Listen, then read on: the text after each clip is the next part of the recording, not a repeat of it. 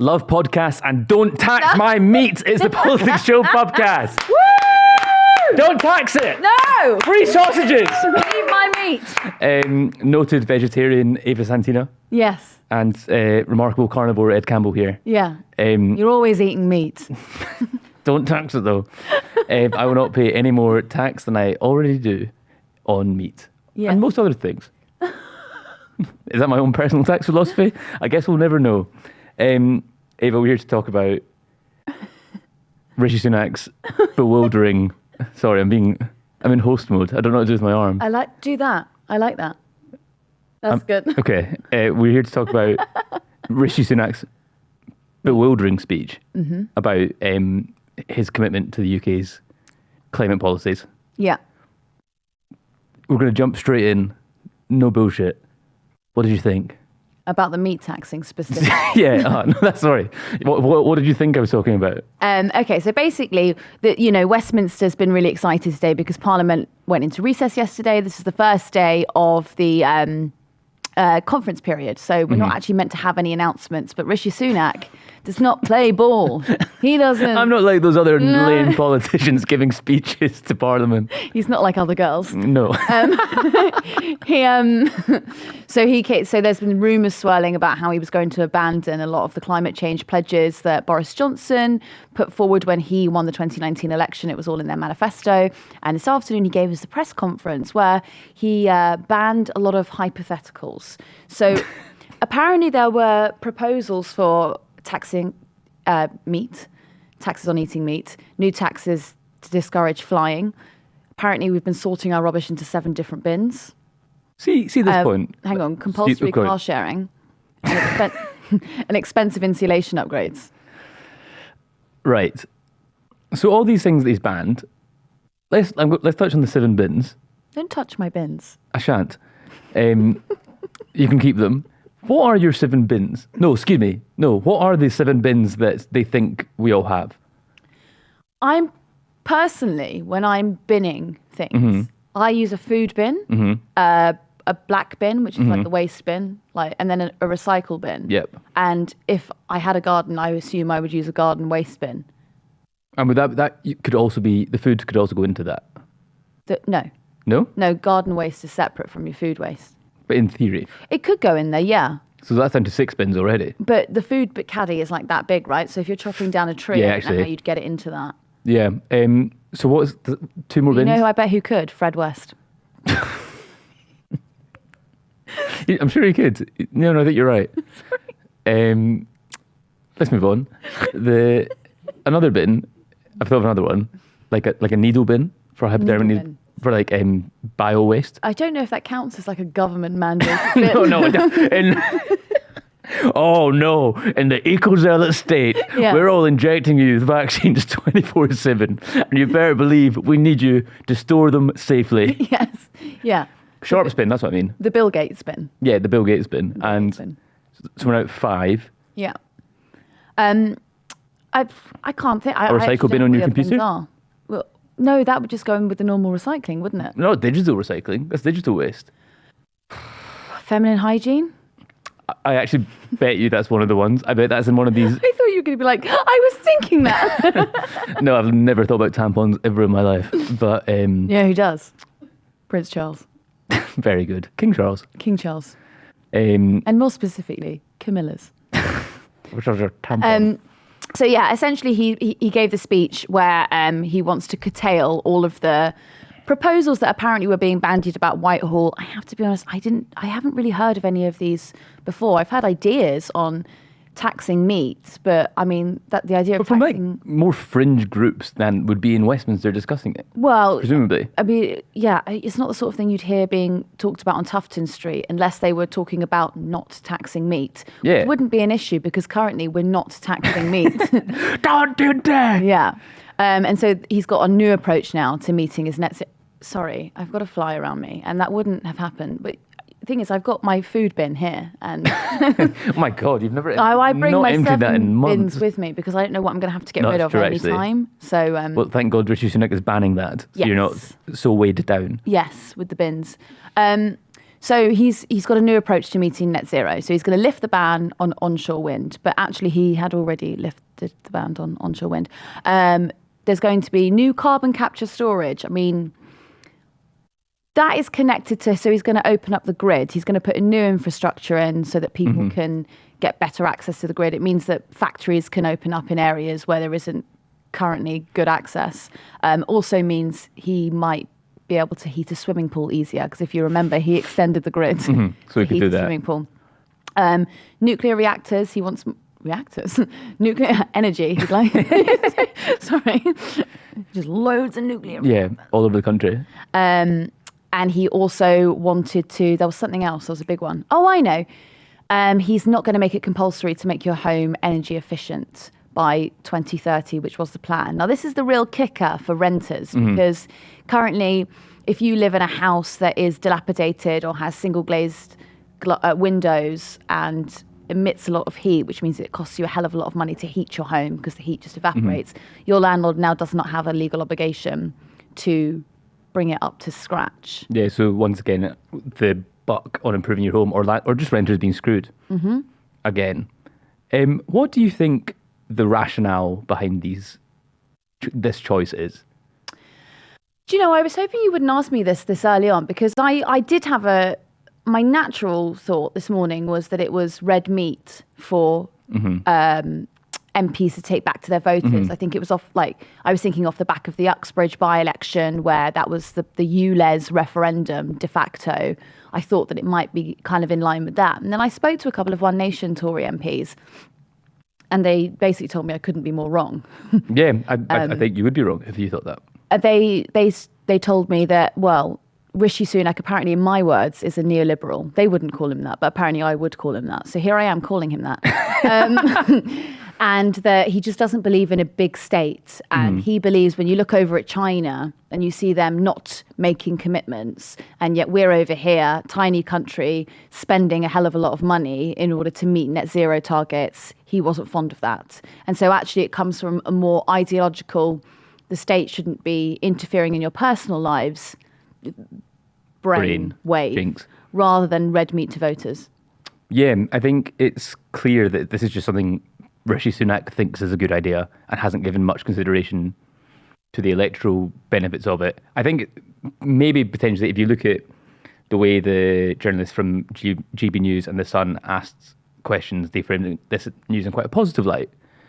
So I think if you are thinking about the electorate in the same way that GB News and The Sun do, which I think is quite an uncharitable view of the electorate, I think you're stereotyping the British public as being anti-green, when actually green policies are incredibly popular amongst people of all political stripes. So you're particularly conservatives. Yeah, net zero really popular among them. Yeah, and it's I think it's something that you can, in good faith, take back to your constituency, and most people don't have any bones about it. Be like, you want your children to live? Yep, cool. So do I. That's like quite an easy conversation to have on the doorstep. Whereas now, these people are having to go back to their constituencies and engage with their electorate. And these are people who we've now seen, I think this is the second or third summer where people in Britain have actually really felt the effects of climate change firsthand. We had the dreadful heat last year, and we had people experiencing the wildfires in Greece. And then we've also seen the horrible climate catastrophes that have happened all over the world. And these are becoming more and more frequent. I think people are becoming more and more aware of climate change and the radical action that we need to take. So Rishi Sunak, instead of catering to that electorate who understand the real need for drastic action and support these things that Boris Johnson introduced, like a rabid right-wing prime minister introduced these measures. So you're catering not to the electorate, you're catering to the front page of the Daily Mail. But I think there's two prongs to that. So I think two layers to it. What you're talking about with the climate change commitments and wildfires and care for the environment, I think that's more important on the world stage. So you look at Al Gore today coming out and condemning Rishi Sunak for potentially rowing back. That's where those policies are important, climate policies, because it's like, no, we're all doing this together and you look quite crap if you're rowing back on them. What I think matters to the electorate is the cash in the back pocket. So his argument today was, look, I'm going to put more I'm going to make more cash available to you. I'm going to give you one of the largest subsidies available in Europe to get a new boiler. I'm increasing it from £5,000 to a £7,500 allowance, right? Cool, cash in your pocket. However, that ignores that if you live in a home that is not well insulated, or you live in a home that it has, it's just generally quite crap at conserving energy, it's not necessarily the climate impact that voters think about, but it's the money in their back pocket. So if I am a renter and I'm having to spend fourfold on energy costs because my landlord now doesn't have to insulate my home, that's going to really piss me off.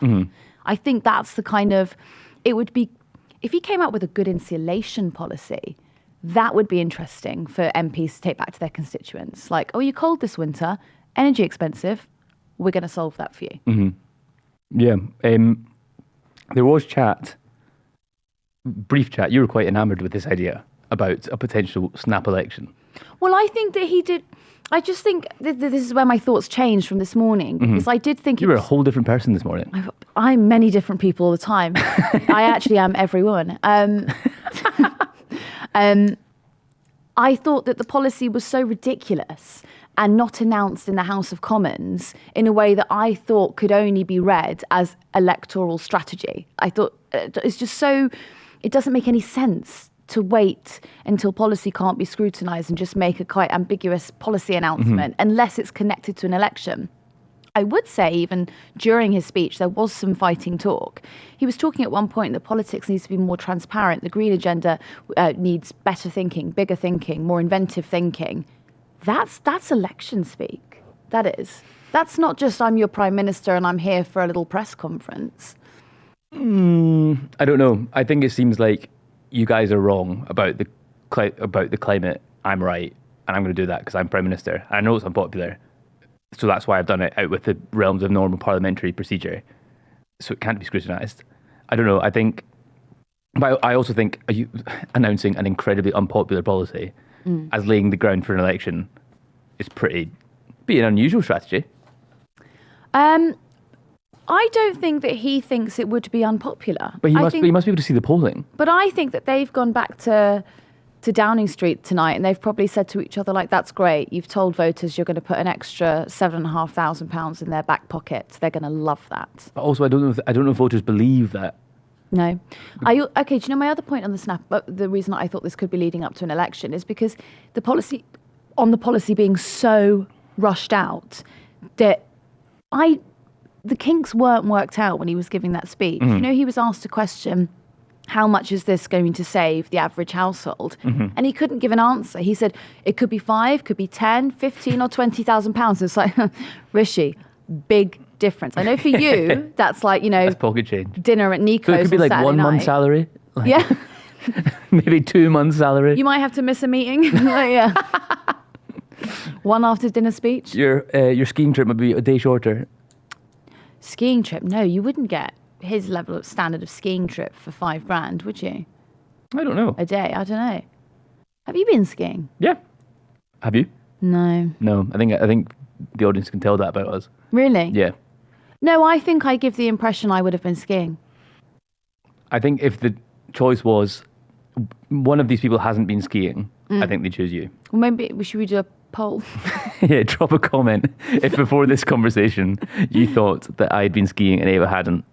So this has been a really weird day, right? Because this policy kind of got dripped out overnight and then it started this morning and immediately every single person in the country seemed to be angry at him. So the first person to be angry with him was Ford Motors, who were like, oh yeah, what the hell, Rishi? We've just done a whole load of investments in the country because you told us that you were cutting out petrol cars from 2030. So we've put all the electric vehicle factories here and we've invested a hell of a lot of money. I think it's 400 million just on EVs or something. And he's convinced them off of that premise to put their business here. They were angry. Caroline Lucas was angry because she was backing Ford. Hey, she was like, these guys have spent a lot of money here. The Green Lobby. Yeah. Ford. Unlikely. Do you know the Lord of the Rings meme? No. Lord of the Rings heads, who is, I don't know, most people, because they're amazingly successful movies. Everyone who listens to this is a massive virgin. I actually disagree with you. I think Lord of the Rings is a really popular franchise that appeals to everybody. Won Oscars. Yeah. But there's a bit where I'm going to have to explain Lord of the Rings to you, where Gimli, I think it's Gimli and Legolas are about to go into battle. What the fuck are you talking about? So Gimli's a dwarf and Legolas is an elf, and they're usually enemies. An earl. Elf. Elf. And he's like, I never thought I'd die side by side with an elf. And Legolas goes, how about a friend? He goes, a friend. So that's Caroline Lucas and Ford. Oh, that was good. So anyway,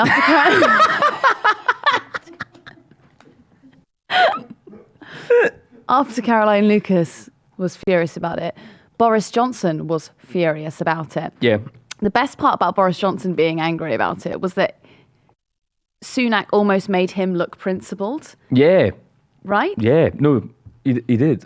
Because, so, you know, when I said to you earlier, like, you don't want my notes, they are so all over the place. Mm-hmm. Yeah. I don't know where I've written it on here, what he said, but I can't, I've got it. You got it? No, that's the speaker. For audio listeners, Ava has 6 sheets of paper sprawled in front of her. But what you've got to understand is that I wrote them all the notes on 3 different apps, and then I just copy and pasted everything in at the same time. Very efficient. Anyway, so yeah, Boris Johnson was pretty angry about it and said that we had to commit to net zero. Zach Goldsmith, a minister. Furious. Up until June this year. Yeah. Under Boris Johnson, now a Lord, Conservative peer, he said that we need an election now. Yeah. Calling for his own so party. angry. His own party to have an election. Yeah. Suella... Do you know what's funny? I want to come back to that. Let me come back to Suella in a minute, because that's jokes. Oh, and then the Speaker of the House got really angry. And he was like, if he had the power, the Speaker would recall the House immediately. Ministers are answerable to MPs. We do not have a presidential system here. That was the Speaker's spokesperson. So it's not looking good for him. But going back to Suella, sorry, are we jumping all over the place? I don't think so. Well, might be. Now having heard what Rishi Sunak said during that speech, clearly Suella Braverman was not briefed on it before she went on the broadcast round this morning, because she said, we are not going to save the planet by bankrupting the British people. Cars are heavily integral to daily lives. The people have spoken, as they did in Uxbridge. Now, that is strong fighting talk. That sounds like she's about to go, let's go full monster cars all over the country. And what Rishi Sunak was actually talking about was, we're just not going to tax meat, all right? So we're not... Don't worry, no chicken tax. Yeah, no chicken. Chicken is your everyday meat, I remember. Yeah, it is. It's not special. If they tax my special occasion lamb, then I might not vote Conservative next election. Well, don't you already get tax on your lamb because it comes in as an import from Australia? That's a good point, actually. Oh no, they got a trade deal with them. The lamb's coming in for free. I don't know enough about lamb tax to have this conversation to be. Wow. Oh God. Okay, no. You know what? No. If you had spent less time watching, Lego Elf or whatever. Lego was good. Suella Braverman mentioned Uxbridge. Yeah. It is mental that one of the 3 by-elections we had this summer the Conservatives seem to have taken an entirely anti-green agenda from it was fewer than 800 people. Yeah. That was the majority, the Conservative majority. Well, and they've taken it as like a green light to go full, frack the countryside. That's what friend of the podcast, Ben Leo, tweeted. Really? Saying that he was really pro this, and also that we should turn the countryside into Swiss cheese with fracking, which I thought was a great visual image. Oh yeah, Rishi Sunak also committed to opening new oil fields. Yes. Oh my God. That bit was totally missed out. Yeah. What the hell? What's he playing at? Well, what the ruddy hell's going on? I don't know. He's going to have oil fields and Swiss cheese, fracking and all sorts. A point that friend of the podcast, Pippa Crerar, made. I was going to make the same joke then. I thought, actually, do you know what? I won't. Enough of an edit. From The Guardian, she made the point that Sunak, and this is like a personal bugbear of mine, I've talked about it on the podcast before, Sunak always frames climate stuff with like how his daughters feel about it, as if it's not maybe the most pressing issue of our time. And she made the point, how are you going to explain this to your daughters? Which I think is quite like a It's quite a good line. Tough week for him, isn't it? At bedtime, it's like, well, so Russell Brand. So don't. What's the link there? Well, he's having to explain sexual assault to his children as well. Did he say that? Or alleged sexual assault? No, but that's what's happened this week. Sorry. Where have you been? Sorry, I didn't understand what his comments were. Basically, at bedtime, he's explaining potential sexual assault and also why he's opening new oil fields. That is going to destroy the climate. Through one neat metaphor of ploughing. Yep. That's vile. Sorry. It's been a really long day. What else have you got in your notes? Well, that's a really great question there. Actually, no. I don't know. Oh, yeah. Oh, I know what I wanted to talk about. He used the example of Darlington. Yep. He was like, how is a hard-pressed family living in a terraced house in Darlington going to afford a new boiler to keep up with standards, or how they're going to afford a new heat pump when their house might not be compatible with heat pump? And there was two things I thought of when he said that. First one was, does he know what a terraced house is? Yep. And then the second one was Darlington, infamously a former mining town, which was shut down by Margaret Thatcher and then never reopened. Like, I mean, there's been like hardly any investment in the area. Well, actually, no, that is such a lie, because They've got the treasury. they were going to put the treasury there. I think they have. So, but apart from that, there really isn't anything else, and there's like no industry. Also, moving government departments to somewhere like Darlington only would work if you're going to then hire people who live there. If you're just going to import a load of people from London or Manchester to go and work there, and then you're not actually helping the local economy, because no one's going to get more jobs off of that. There's only so many sandwich shops and pubs you can open. But is that not the point? It like injects cash into the local economy, and also the good to hire people locally. Yeah, but if you don't work in like hospitality, or you don't work in government departments, how is it going to have any tangible difference to your life? But if you don't have a job, then jobs are being created. No, but I'm saying, what jobs have been created for you? The hospitality ones. No, but what if you don't work in hospitality? But what if you don't have a job? What? Well, why don't you go and sit with Anne Widdecombe and just tell everyone to go and pick fruit, all right? Like, okay. So I hate to stick up for, don't know. Do I hate? No, it's not devolution. Decentralization. Leveling up. Leveling up. As much as I hate leveling up, and I think everything should be London centric. Mm-hmm. I think I had to explain the rationale to you on that. Do you hate devolution as well? Because that would be quite a shock for the audience. It would. No, I'm quite pro devolution. Really? Yeah, I think. Are you not? Political opinion. What else? Oh, really? Is that you don't have a line of questioning for me? You don't have like loads of big questions about egg mayo and tuna? We're running a tight one. You must have something else in your notes. I've got loads in my notes, but I think it would be helpful to just sort of summarise our general thoughts on the press conference. And my thoughts... It was fucking weird. It was weird. It was one of the weirdest things I've seen in my life. Totally.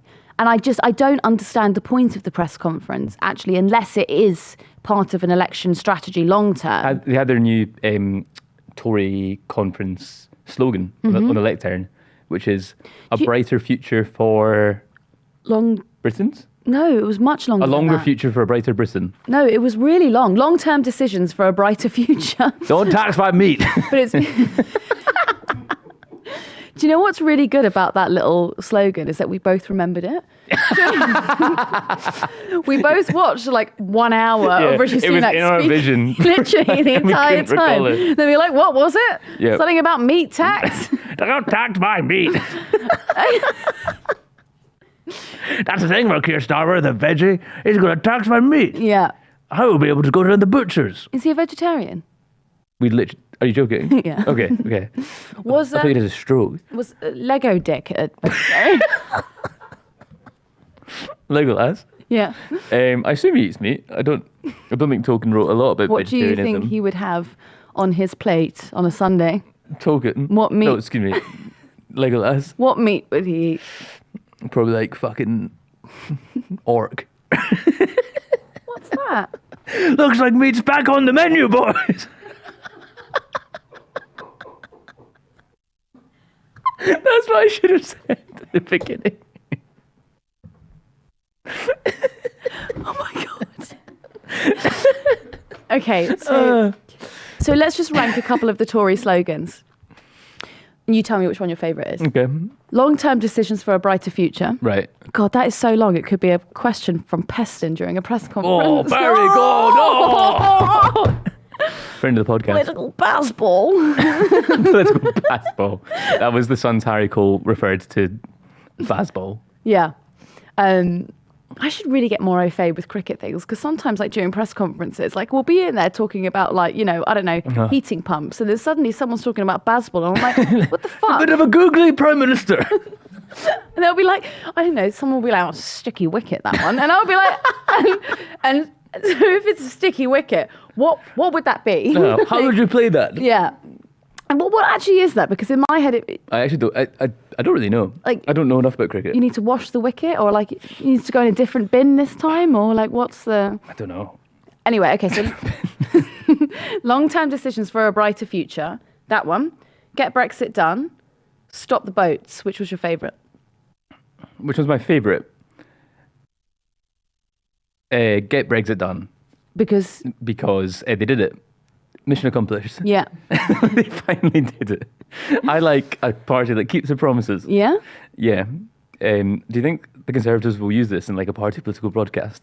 What we've just said? Yeah. Even like clip yeah, out they'll of be like context. Alistair Campbell's son with another thing. At least they've got one free thinker in that family. What do you think about, and as I ask you this question, I'm also going to check my emails to make sure that they haven't. Mm-hmm. I was going to ask you, do you think Labour should have responded by now to the announcement? They put that image up of Sunak in Liz Truss's pocket, which I actually think was quite a good image on social media. Okay, right. So makes him seem mental. What about like an actual? Do you think that Keir Starmer should have held? I think not immediately. I don't think it really matters. It's better for strategy. If I think you'd be like, well, what the fuck was that? Yeah. Don't interrupt while your enemy is making a mistake. Is that Thatcher? I think it's like not Sun Tzu. No, but I thought because of the way you were doing your mouth. Oh. The lady is not fraternal. Do you see? Is that Thatcher? It's very Thatcher, that, isn't it? I'm quite good at that. I thought that was actually quite good. There'll be someone listening to this who's hated everything up until now. Yes! Labour haven't said anything, so be quiet while your enemy is making mistakes. Also, I don't really know what they would have responded to exactly, because it was so weird. It was so like lacking in specifics. Yeah. That policy. You know what he could do? He could really do a 180 on them. He could absolutely destroy them. He needs to go to the Ford factory tomorrow that's being built, and he needs to roll his sleeves up. He has to have a hard hat on. What was I going to say there? Jeez. Oh my God. Hard hat on. I'm glad you said hat in between those two words. I nearly didn't. That's a problem. Sorry. This is my official Labour advice. Okay. Go to the Ford factory. Yeah. Roll up your sleeves. Hard hat on. Sorry, fuck. And he needs to basically do a deal where he's shaking the hands of whoever invested the 400 million. He's going to say, under a Labour government, I will commit to investing in green business. Yep. And that would totally batter him. And then the Telegraph can write it up as Starmer to let 100,000 asylum seekers in to spirit the green revolution. Do you know what I think a really interesting political visual metaphor would be for any politician? Was if they ran over an XL bully in an electric vehicle. Like, what would that say? Like, for any, like, of any political stripe. I'm swearing. What do you say about that? Who would back that policy? But I don't know. Like, is it slander to say Emily Thornberry? But what is that? I think would Richard Tice back that? No. He likes the XL bullies, I can imagine. And probably doesn't like electric vehicles.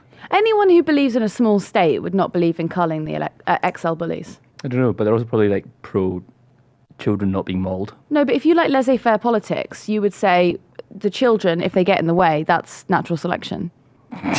Jesus Christ. Who would win in a fight?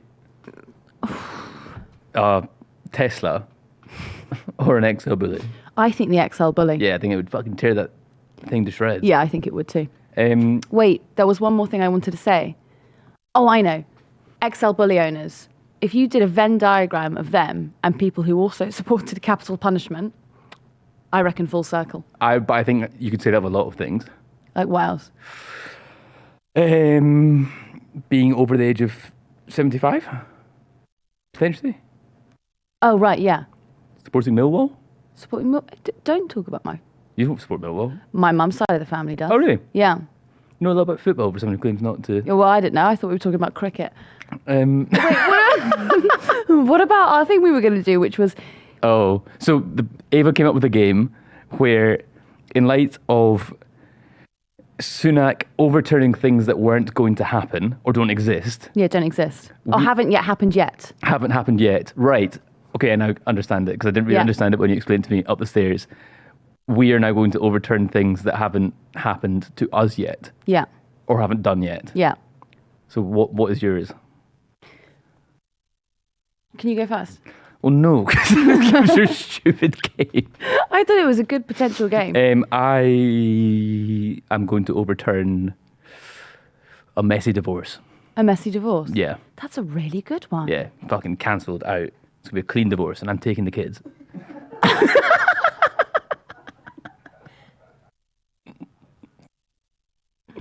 Let's leave it there. That was the PoliticsJOE podcast. Once again, don't tax our meat. Yeah. It's on the record. Yes. If you want to chat about this episode, join us on the PoliticsJOE subreddit. And don't forget to buy tickets to come see Ava and some lovely guests at the live podcast at The World Transformed in Liverpool. Where Mick Lynch's meat will be tax-free. Bye-bye.